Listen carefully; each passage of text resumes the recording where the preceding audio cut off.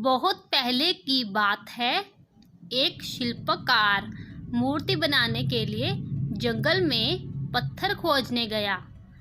वहाँ उसको एक बहुत ही अच्छा पत्थर मिल गया, जिसको देखकर वह बहुत खुश हुआ और कहा, यह मूर्ति बनाने के लिए बहुत ही सही है।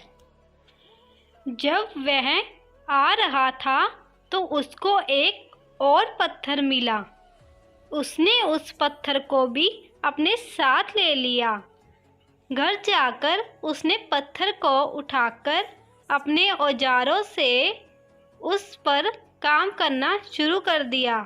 औजारों की चोट जब पत्थर पर हुई तो वह पत्थर बोलने लगा कि मुझे छोड़ दो, इससे मुझे बहुत दर्द हो रहा है। अगर तुम मुझ पर चोट करोगे तो मैं बिखर कर अलग हो जाऊंगा। तुम किसी और पत्थर पर मूर्ति बना लो।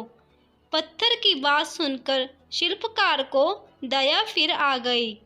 उसने पत्थर को छोड़ दिया और दूसरे पत्थर को लेकर मूर्ति बनाने लगा। वह पत्थर कुछ नहीं बोला। कुछ समय में शिल्पकार ने उस पत्थर से बहुत अच्छी भगवान की मूर्ति बना दी। गांव के लोग मूर्ति बनने के बाद उसको लेने आए। उन्होंने सोचा कि हमें नारियल फोड़ने के लिए एक और पत्थर की ज़रूरत होगी। उन्होंने वहाँ रखे पहले पत्थर को भी अपने साथ ले लिया।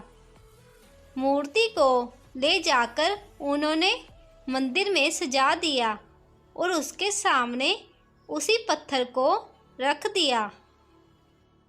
अब जब भी कोई व्यक्ति मंदिर में दर्शन करने आता तो मूर्ति को फूलों से पूजा करता, दूध से स्नान कराता और उस पत्थर पर नारियल फोड़ता था। जब लोग उस पत्थर पर नारियल फोड़ते तो बहुत परेशान होता। उसको दर्द होता और वह चिल्लाता, लेकिन कोई उसकी सुनने वाला नहीं था। उस पत्थर ने मूर्ति बने पत्थर से बात करी और कहा कि तुम तो बड़े मज़े से हो।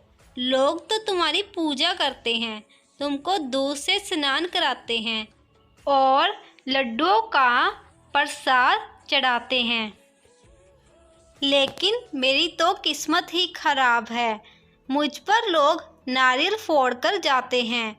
इस पर मूर्ति बने पत्थर ने कहा कि जब शिल्पकार तुम पर कारीगरी कर रहा था, यदि तुम उस समय उसको नहीं रोकते तो आज मेरी जगह तुम होते। लेकिन तुमने आसान रास्ता चुना, इसलिए अभी तुम दुख उठा रहे हो। उस पत्थर को मूर्ति बने पत्थर की बात समझ आ गई थी।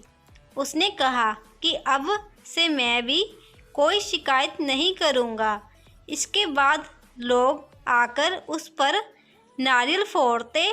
नारियल टूटने से उस पर भी नारियल का पानी गिरता और अब लोग मूर्ति को प्रसाद का भोग लगाकर उस पत्थर पर रखने लगे।